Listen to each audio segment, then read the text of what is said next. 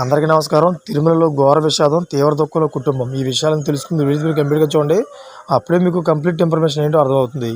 అదేవిధంగా చాలామంది వీడియో వస్తున్నారు కానీ సబ్స్క్రైబ్ చేసుకోవడం మాత్రం మర్చిపోతున్నారు. దయచేసి సబ్స్క్రైబ్ చేసుకోండి. సబ్స్క్రైబ్ చేసుకోవడం వల్ల నేను చేసే ప్రతి ఒక్క అప్డేట్ మీరు ముందుగానే పొందగలుగుతారు. అదేవిధంగా చాలామంది లైక్ చేసి మర్చిపోతున్నారు. దయచేసి లైక్ చేయండి. లైక్ చేయడం వల్ల ఈ ఇన్ఫర్మేషన్ మనం చాలామందికి రీచ్ అయ్యేలా అవుతాం. ఇంకా లేట్ చేయకుండా వీడియోకి వెళ్ళిపోదాం. ఫ్రెండ్స్, శ్రీవారి దర్శనార్థం 13వ తేదీ కుటుంబంతో తిరుపతికి చేరుకున్నాడు శ్రీనివాసులు.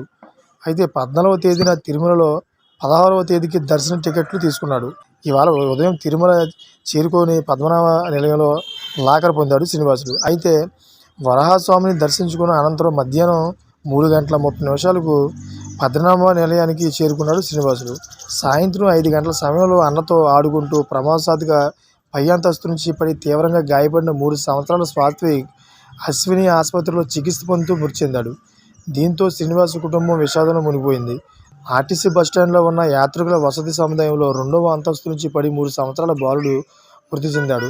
కడప టౌన్ చిన్న చౌక్కి చెందిన శ్రీనివాసులు కృష్ణవేణి దంపతులకు 2వ కుమారుడు. సాత్విక్ శ్రీనివాసరాజు ప్రమాదవశాత్తు 2వ అంతస్తు నుంచి పడి కన్నుమూశాడు. చూశారు ఫ్రెండ్స్, లేటెస్ట్ అప్డేట్స్ కోసం ఛానల్ సబ్స్క్రైబ్ చేసుకోండి, గంట పైన ఆన్లో పెట్టుకోండి. నేను చేసే ప్రతి ఒక్క అప్డేట్ మీరు ముందుగానే పొందగలుగుతారు. Thank for watching friends.